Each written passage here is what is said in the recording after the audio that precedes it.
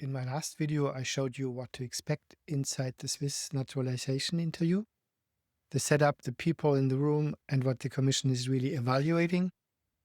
So in this video, I want to talk about how to prepare for the interview, and more specifically, the common mistakes people make when they do. I'm going to use this framework to walk you through the most common mistakes around knowledge and language. And let's start at the top. The goal is clear. You want to become Swiss, and interview success is the gateway to making that happen. Everything we talk about today leads here. Now, what does it take to pass the interview? You need basic knowledge. Basic knowledge about Switzerland is the foundation. That's the key. You need to know the history, the political system, your canton and your Gemeinde. Without that knowledge, you cannot pass. It's a non-negotiable. But here's where people often go wrong. The first mistake is overpreparing.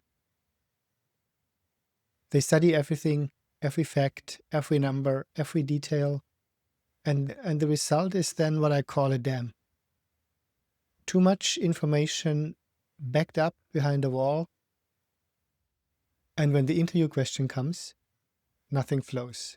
They freeze or they talk too much and lose the thread completely. Filtered, relevant knowledge that you can actually express is what counts in the interview. The second mistake is not really the applicant's fault. Often the authorities provide a list of recommended learning materials, but the guidance is often vague. So they send a link to the Bundesamt for Statistik, for example, and that's a massive source of data. And people are left completely alone figuring out what they actually need to know from there. But in reality, you only need a handful of numbers, mostly about the population of Switzerland and of your canton. But pages of statistic, economic data, and regional breakdowns, none of that is really relevant for the interview. And the third mistake, not knowing what to prioritize when time is short. Many people receive their interview date and realize they don't have much time left. And the temptation is to study everything at once, but that makes the knowledge dam worse. The key is to focus on what actually matters and let go of the rest. Now let's look at the second corner of the triangle, language. For most applicants, the interview happens in a language that is not their mother tongue. German, French, Italian, and that changes everything. And there's a very common language mistake. Trying to speak in long, complex sentences. People feel the pressure of the interview and try to sound impressive. But the interview is not a language test.